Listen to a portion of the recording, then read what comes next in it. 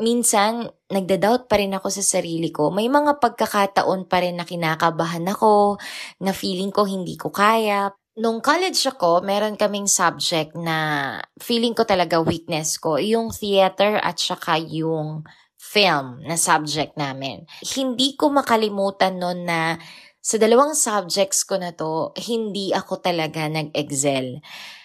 Meron kaming performance nun. It was our prelim examination. Dialogue siya. And ang score ko was 75. Meron pa akong experience nun voice over. And yung film ay horror. So, nung pinakinggan ng prof namin, ang sabi niya, ang boses ko daw ay pangbata.